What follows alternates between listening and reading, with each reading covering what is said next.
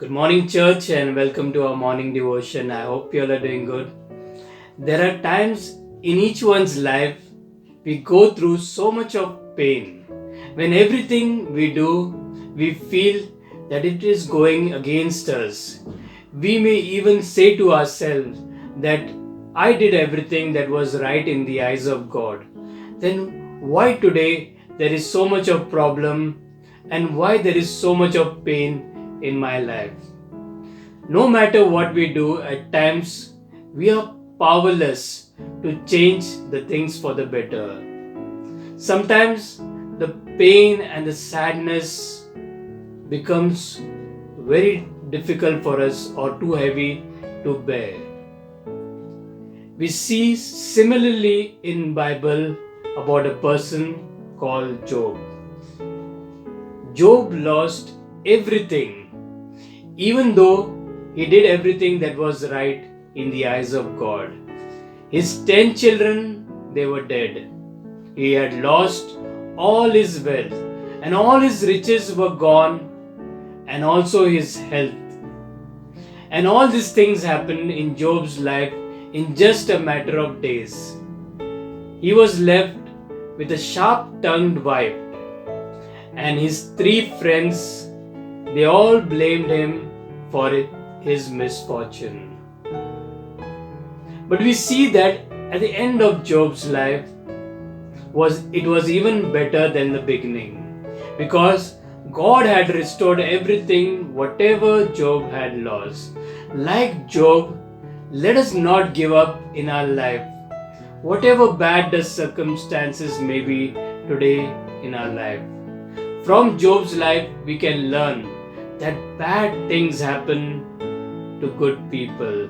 Yes, Job's suffering did not come because he was a bad person, but it came rather because of his unwavering faithfulness to God. And also that we can learn from Job's life is that in the midst of all this suffering, we must never lose our hope in God. One of the greatest statements of faith is found in the middle of this Job chapter 13, that Job says that though he may slay me, I will hope in him. Yes, that is true. No one and nothing can ever steal your joy or your peace when your hope is in God. Yes, we must never lose our hope in God.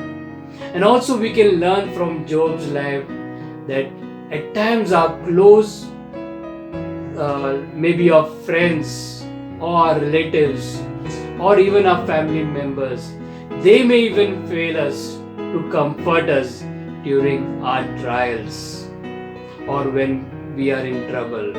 But we must not forget that our God is one of the best comforter that we could ever have. That is why Job said to his friend in Job chapter 16, he called them as miserable comforters. And also we can learn from Job's life that even in the middle of God's silence, yes, at times we do not find any answers, but we must always remember that God's presence is always there with us. At times it can become frustrating when we feel why God is silent, why nothing is happening, why everything the same as it is. Like Job, who asked God, why God? He asked nearly 25 times, Job asked God, why and why? But we must never ever forget that God's presence is there during these times of silence. Also, we can learn from Job's life that wisdom comes from fearing God and turning away from evil. Yes, humility or being humble is the key.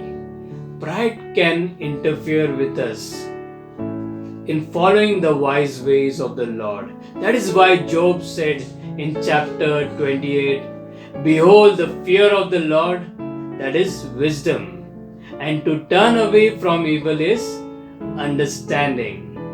So finally, we see at the end of Job's life that it was even better than what it was in the beginning. So today, if you're feeling stressed and frustrated and wounded by this world, yes, someone must have betrayed you. But just pause for a while and take a look at all of God's creation. You can go outside and under the big sky and remind yourself who your God is. And then get into His Word in the Bible and learn more and more about God's love for you.